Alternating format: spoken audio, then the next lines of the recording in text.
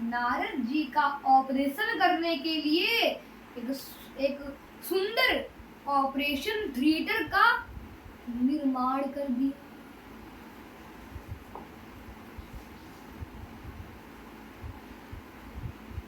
श्रीपति निज माया तब प्रेरी, सुनहु कठिन करनी तेहि केरी। इस सुंदर ऑपरेशन थिएटर का नाम था उत्तराखंड का श्रीनगर। इतना सुंदर नगर बनाया कि जिसके सामने बैकुंठ तक फीका पड़ जाए। कि धवल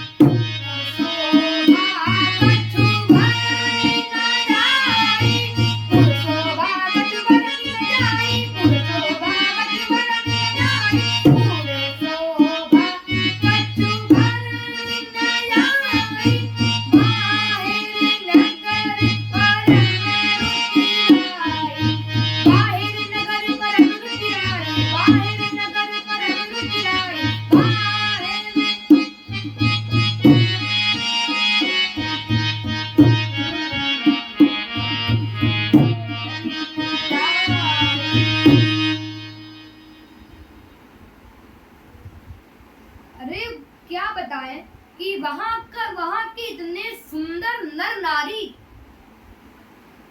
कि जिनको देखकर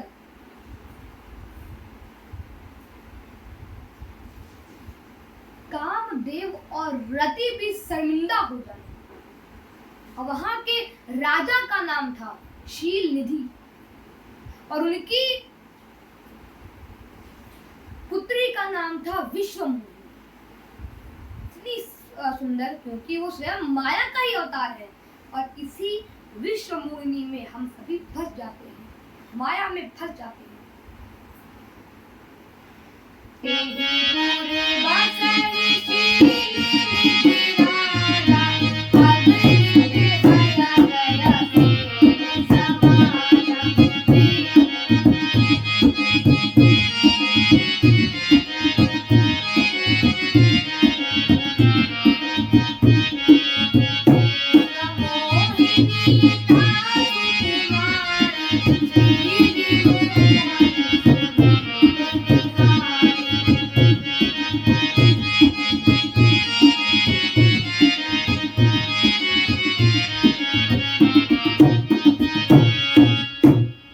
जब नारद जी ने वहां का अद्भुत दृश्य देखा तो वो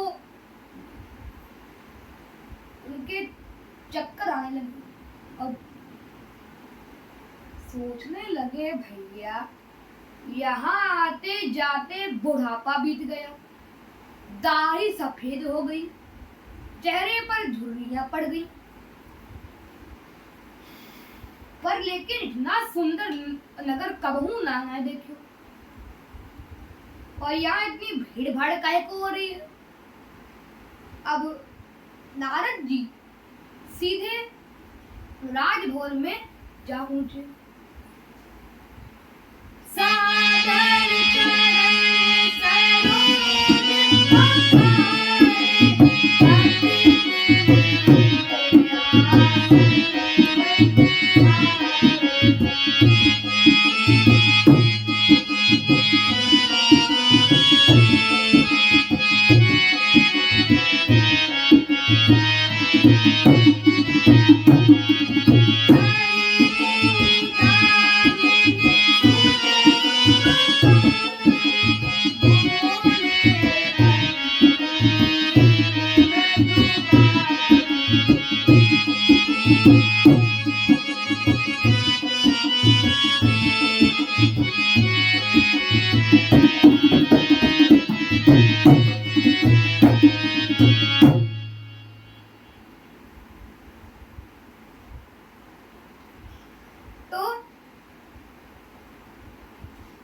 पूजन के बाद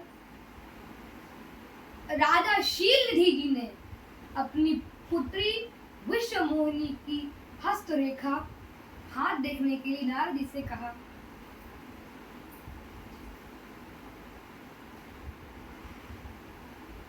जब नारद जी ने विश्वमोहिनी के मुख मंडल को देखा तो उनकी तो पलक ही ना झपके, निर्निमिष उसको निहारते रहे। एक नजर उसको देखा गजब हो गया और हाल दिल उनका एकदम अजब हो गया।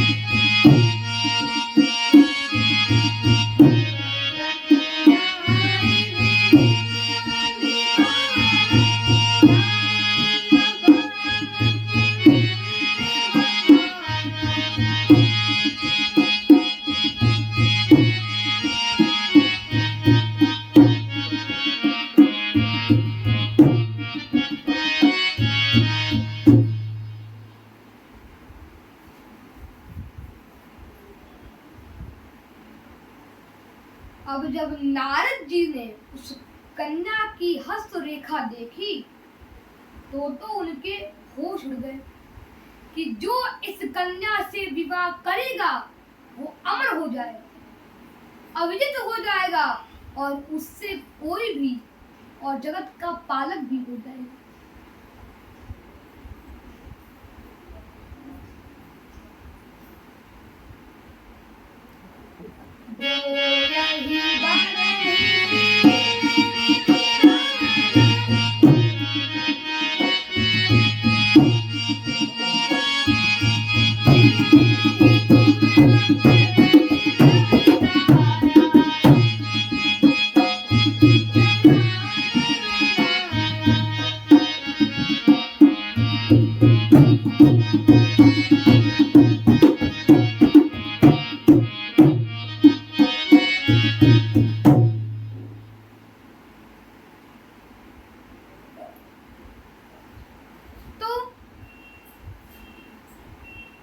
नारद जी ने मन में सोचा, अब देखो कि नारद जी के जीवन की पहली गलती थी। वास्तव में लिखा था कि जो अमर होगा, अविजित होगा, जगत का पालक होगा, वो इसका पति होगा। पर नारद जी तो उल्टा पड़ गए। अब देखो ये नारद जी के जीवन की पहली गलती थी। उन्होंने माता पार्वती जी का हाथ देखा, कोई गलती नहीं हुई। सीता जी का हाथ देखा, कभी गलती नहीं हुई। पर आज पहली बार नारद जी से गलती हो गई। अब नारद जी ने मन में सोचा कि शिव जी को तो हम पछाड़ ही चुके हैं, अब हमारे दूसरे नारायण बनने का अवसर आ गया है। अगर हम इस कन्या से विवाह कर ले तो हम अमर हो जाएंगे, अभिजित हो जाएंगे और साथ में जगत के पालक भी हो जाएंगे। और सबसे विशेष बात तो यह है कि इस राजा के कोई बेटा नहीं, केवल पुत्री है। तो हम भी अपना आश्रम छोड़कर अपने ससुराल में आ जाएंगे और बढ़िया निवास करेंगे। अब जैसे कि भगवान नारायण को देख लीजिए, वैकुंठ छोड़कर समुद्र में पड़े रहते हैं। अब वैसे देखो कि नारायण और नारद जी में अधिक अंतर नहीं है। क्यों? दोनों के गुण समान हैं, दोनों की राशि एक ही है तो गुण भी समान होंगे। पर केवल एक कमी रह गई कि नारद जी में एक अक्षर ज्यादा होना चाहिए, एक कमी है। तो नारद जी ने मन में सोचा कि कन्या के विशेष गुणों को सबसे बताना ठीक नहीं है। अगर बताएंगे तो कई राजा दौड़ में शामिल हो जाएंगे, तो कंपटीशन अधिक हो जाएगा।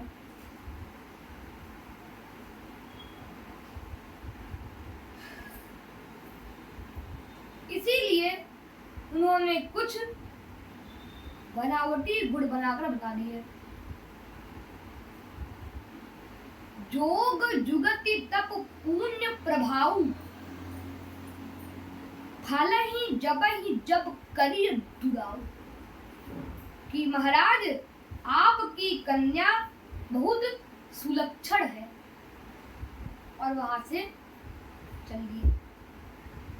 तो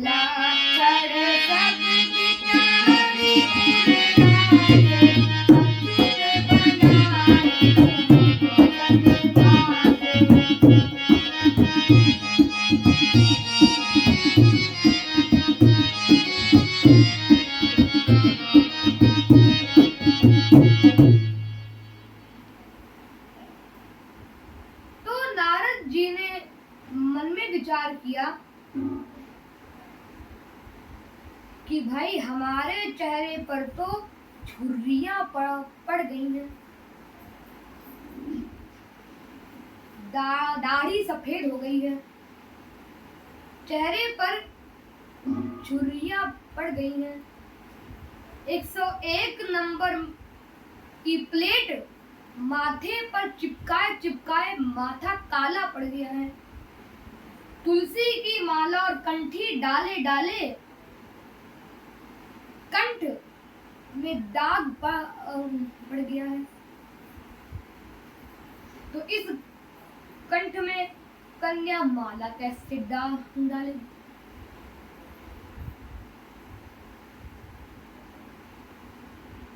कुछ जुगाड़ करना पड़ेगा। तो उनको अपने डैडी ब्रह्मा जी की याद आई। उन्होंने कहा, हाँ, यदि हम ब्रह्मा जी से कहें कि महाराज आपने हमारे 9 पुत्रों का तो विवाह कर दिया और हमको जब तब करने के लिए छोड़ दिया था, पर महाराज अब कृपा करके हमारा भी विवाह कर दो, जब तक में हमारा मन नहीं लग रहा। जब तक कछु न होई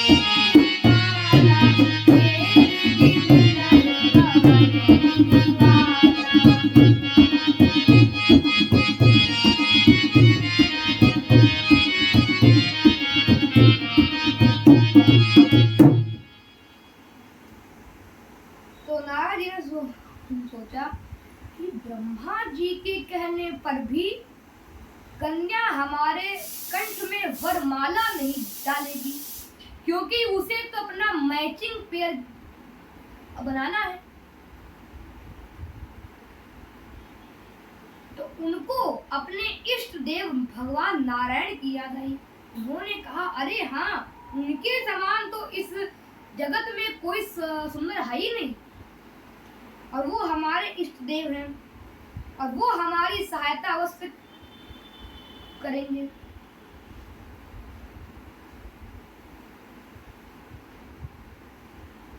अगर हम उनसे कह दे कि महाराज आप एक दिन के लिए अपना रूप हमको दे दीजिए, तो मेरा सब काम बन जाएगा। इसीलिए वो भगवान का ध्यान करने लगे। श्रीमन नारायण श्रीमन नारायण श्रीमन नारायण नारायण हरि हरि, श्रीमन नारायण नारायण हरि हरि, श्रीमन नारायण श्रीमन नारायण श्रीमन नारायण नारायण हरि। जो नारायण नाम लेते हैं, जो नारायण नाम लेते हैं,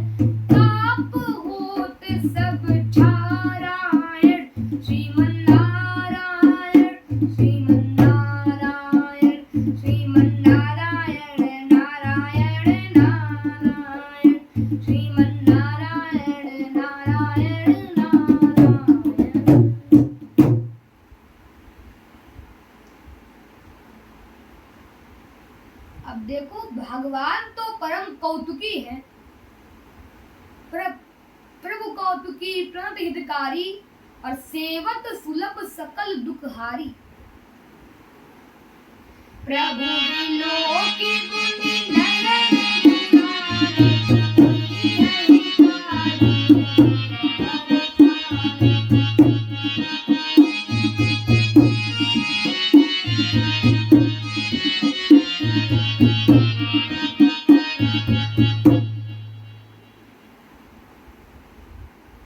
नारद जी की याद करते ही प्रकट हो गए और नारद जी ने सोचा कि अरे भगवान का इतनी जल्दी प्रकट होना ये तो बहुत शुभ है। तो वे तुरंत भगवान से बोले, भगवान आज आपकी हमको बहुत आवश्यकता है। हमारा विवाह होने वाला है, कन्या बहुत सुंदर है, पर वो अपना मैचिंग पेयर चाहती है, इसीलिए आप एक दिन के लिए अपना रूप हमको दे दीजिए। खाली एक दिन के लिए अपना रूप हमको दे दीजिए।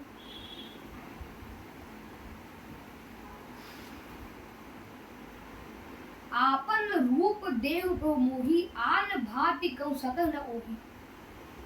और पर लेकिन नारद जी ने भारतीय संस्कृति का पालन करके कन्या का नाम नहीं लिया और उन्होंने फिर विनय करी, महाराज अगर आप नहीं साथ दोगे तो और कौन देगा?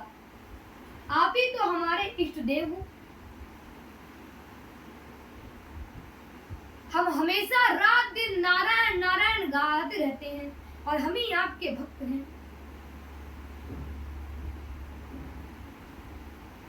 साथी हमारा कौन बनेगा, साथी हमारा कौन बनेगा, तुम ना रहोगे तो कौन रहेगा, तुम ना रहोगे तो कौन रहेगा।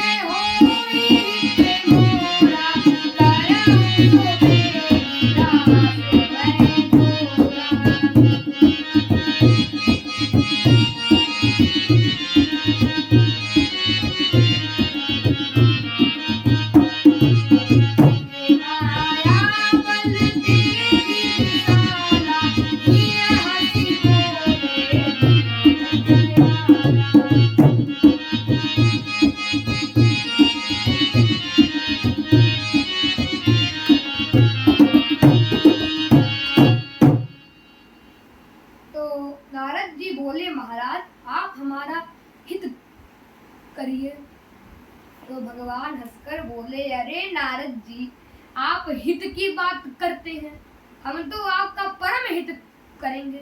आप तो हमारे परम भक्त हैं और हमारी प्रतिज्ञा है कि अनन्यास चिंतयन्तो माम ये जना पर्युपासते तेषां नित्याभियुक्तानां योगक्षेमं वहाम्यहम्।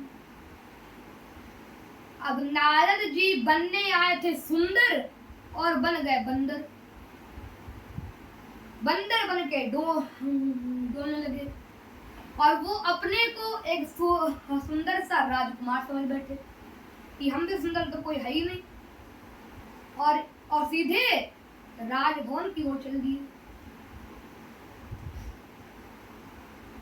और इधर जब भोले बाबा ने कहा था कि अपनी ये काम कथा भगवान को मत सुनाना, तो उनका मुंह लटक गया था। तो शिव जी जान गए कि अब इनके साथ कोई ना कोई कारनामा होने वाला है, इसीलिए उन्होंने अपने 2 संवाददाता मीडिया कर्मी उनके पीछे भेज दिए कि अब तुम नारद जी का वीडियो बनाकर हमारे फोन पर भेजते रहना। जो आ गया महाराज।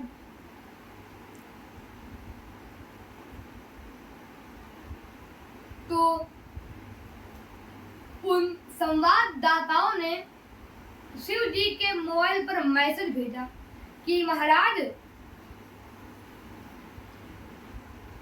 नारद जी ने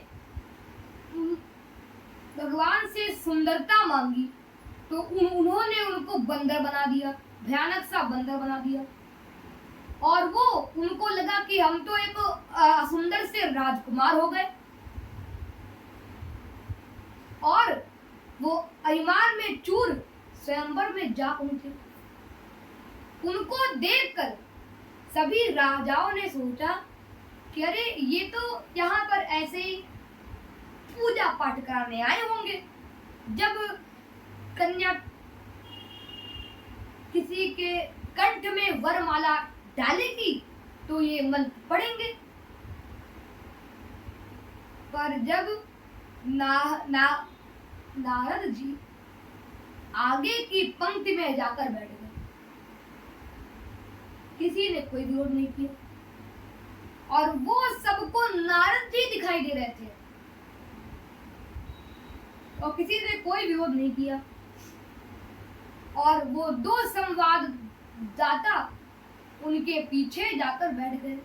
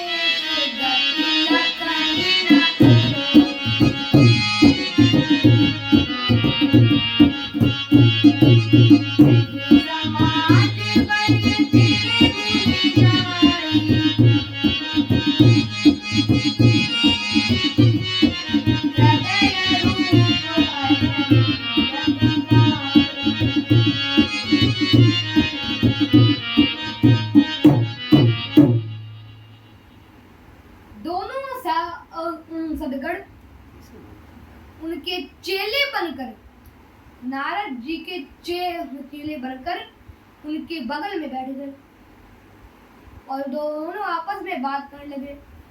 बोले, इतने सुंदर राजकुमार हमने जीवन में पहली बार देखा। अब लगता है ये कहां से आए होंगे, पता नहीं इतने सुंदर राजकुमार। हम एक बोला, हमें तो लगता है कि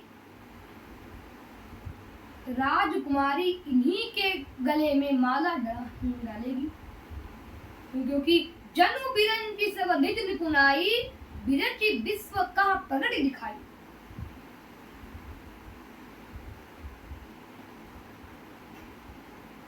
अब जब नारद जी ने अपनी प्रशंसा सुनी तो सोचने लगे कि ये हमारी इतनी प्रशंसा क्यों कर रहे हैं।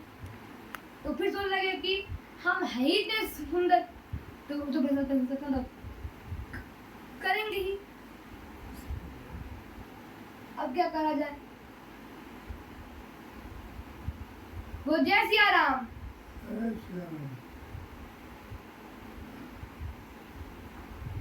परंतु जब राजकुमारी स्वयंवर में आई तो पहली पंक्ति में प्रवेश की थी कि देखा कि सबसे आगे भयानक बंदर बैठा हुआ। मारे कटे बदन भय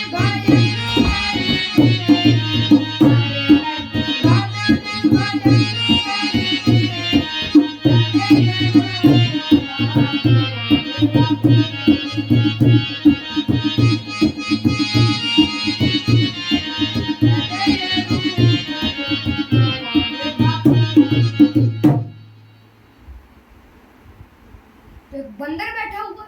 अब क्या होगा। अब मतलब उन्होंने पहली पंक्ति में प्रवेश ही नहीं किया, दूसरी पंक्ति में चली गई। अब राजा महाराजा जो अपने कॉलर संवार रहे थे, तलवार वहां ठीक कर रहे थे, बाल संवार रहे थे, वे सभी उदास हो गए। अब नारद जी ने ऐसे उचक उचक कर देखा कि हमको देखो, हमको देखो, पर लेकिन देख नहीं पा रहे। राजकुमारी तो राजकुमारी, अब वो देखे ही ना। अब फिर क्या था। तब तक भगवान नारायण आए और उस विश्व मोहिनी को लेकर चले गए। राधे राधे राधे। अब नारद जी का ब्लड प्रेशर इतना हाई हो गया कि वो बेहोश ही हो गए, और जब उठे तो सारे राजा महाराज जा चुके थे, केवल वही वहां बैठे हुए थे। और उन्होंने उन दो सद्गुरुओं से कहा कि तुम तो कह रहे थे हम परम सुंदर हैं, राजकुमारी हमारे गले में वरमाला डालेगी, अब क्या हुआ, क्या तुम हमारा उपहास कर रहे थे। तो सदगढ़ बोले महाराज जरा अपना चेहरा देखिए। अब जब चेहरा पास के जलाशय में देखा तो कहा अरे इतना बड़ा भयंकर बंदर। और उन्होंने उन सदगुरुओं को श्राप दे दिया, परंतु फिर भी ब्लड प्रेशर हाई रहा। सदगुरुओं ने शंकर जी के फोन में मैसेज भेजा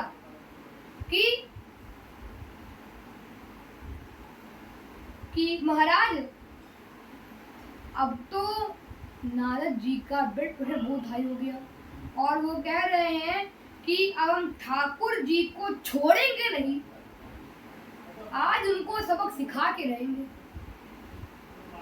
पर देखो वैकुंठ में एक विशेषता है कि कामी, क्रोधी, लोभी वैकुंठ में प्रवेश नहीं कर सकता, इसीलिए भगवान रास्ते में मिल गए।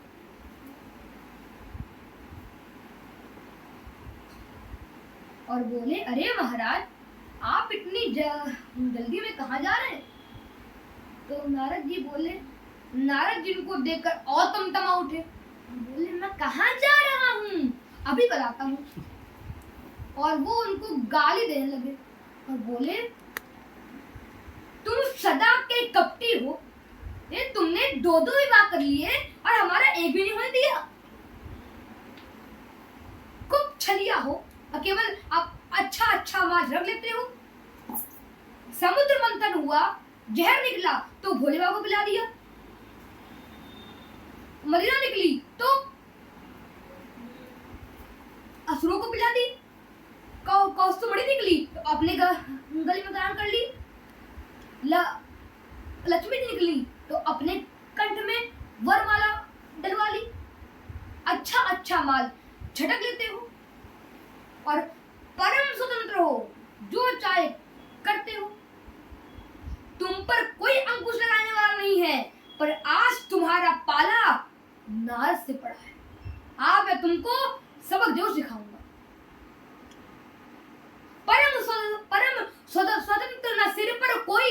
और भाव ही मन ही करूं तुम सोई। भले भवन अब वायन दीन्हा और पावंगे फल आपन की। और उन्होंने भगवान को श्राप दे दिया कि वंचेहु मोहि जवनी धरि देहा सोई तनु धाहु श्राप मम एहा। कि जो रूप आपने जो रूप दिखाकर आपने हमको पत्नी के वियोग में वंचित किया है, वो रूप लेकर आप जगत में एक कल्प के लिए विचरण करो। तो भगवान हाथ जोड़कर बोले, महाराज आप कितने दयालु हो, कितने कृपालु हो, कितना सुंदर वरदान दिया। अब नारद जी के तो होश उड़ गए। बोले क्या आपको हमारा ये श्राप वरदान लगता है? तो भगवान बोले वरदान ही तो और क्या है। अब देखो भगवान ने आज तक जितने अवतार लिए हैं, कभी कछुआ, कभी मछली, कभी वरा, तो कभी हंस, आज तक उनको मानव बनने का मौका नहीं मिला। और जब बने भी तो नरसिंह, आधा नर और आधा सिंह। और सबसे ज्यादा महत्व मानव रूप को दिया गया है कि बड़े भाग्य मानुष जन्म पावा, बड़े भाग्य मानुष जन्म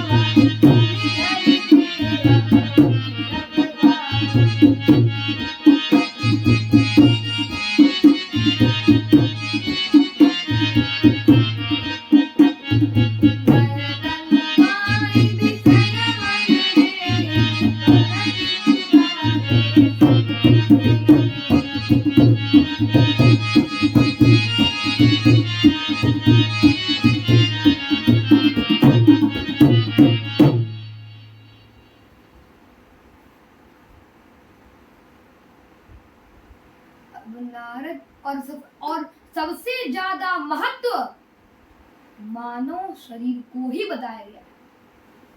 और देवता लोग भी हमको मानव बनने के लिए हमारे हाथ पैर जोड़ते रहते हैं। नारद जी ने मन में सोचा, हाँ भैया गलती से गड़बड़ तो हो गई, हमने श्राप की जगह वरदान दे दिया, पर अब आप सावधान, क्योंकि अब मैं आपको श्राप दूंगा कि जिस तरह आपने हमको पत्नी से वंचित किया है, उसी तरह आप भी पत्नी के वियोग में होंगे। तो भगवान बोले, महाराज जी आप फिर चूक गए। मम अपकार कीन तुम भारी, नारी विरह तुम हो दुखारी। तो भगवान बोले, महाराज जी आप फिर चूक गए, आपने हमको फिर वरदान दे दिया। देखो हम तो सोच रहे थे कि आप जैसे कहेंगे कि जैसे हम कुंवारे रह गए, वैसे तुम भी कुंवारे रह जाओगे, पर आपने कहा पत्नी के वियोग में वंचित होंगे। अर्थात जब शादी होगी, पत्नी आएगी, तभी तो पत्नी के वियोग में वंचित होंगे। और पत्नी के वियोग में होंगे तब जब पत्नी ग्रेजुएट होगी, तो पढ़ी लिखी होगी, कमाऊ होगी, नहीं तो रोने का मतलब ही क्या बनता। बोलो जय सिया राम।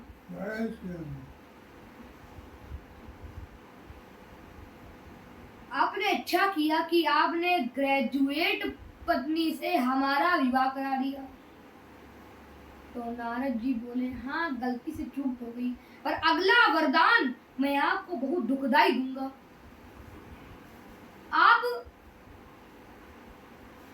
बंदरों को बहुत निकृष्ट मानते हैं ना, ठीक है, अगर आप अगले जन्म में ये बंदर ही आपकी सहायता करेंगे, अगर आपको कोई संकट आएगा तो बंदर ही आपकी सहायता करेंगे।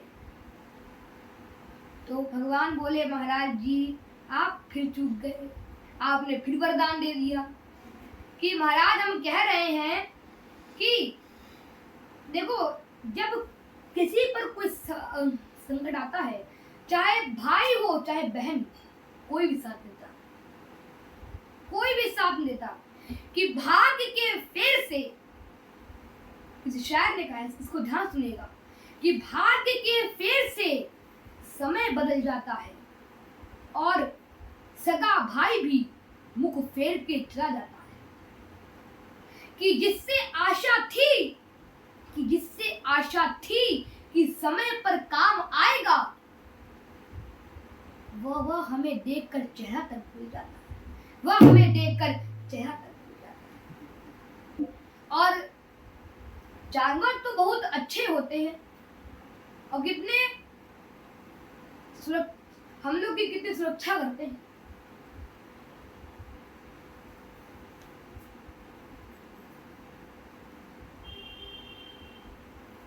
राधे राधे राधे राधे। तो जय सिया राम। जय श्री राम। अब नारद जी को होश आया कि हम किससे पंगा ले रहे थे। उनका सारा अभिमान चूर चूर हो गया और वो तुरंत भगवान से बोले, और उसी समय के विश्व मोहिनी लक्ष्मी जी सब गायब हो गई, अदृश्य हो गई। तो नारद जी ने भगवान को प्रणाम किया और बोले, महाराज आपने हमने ये क्या कर दिया, अपने इष्टदेव को श्राप दे दिया। काश मेरे सारे श्राप व्यर्थ हो जाए। उसके बाद भगवान तुरंत बोले कि नारद जी चिंता मत करिए, आप जाइए और शिव जी का भजन करिए, सब ठीक हो जाएगा। ओ जय रामचंद्र की जय, जय रामचंद्र की जय। सिया राम। जय श्री राम। जय सिया राम, जय जय सिया राम, जय सिया राम, जय जय सिया राम।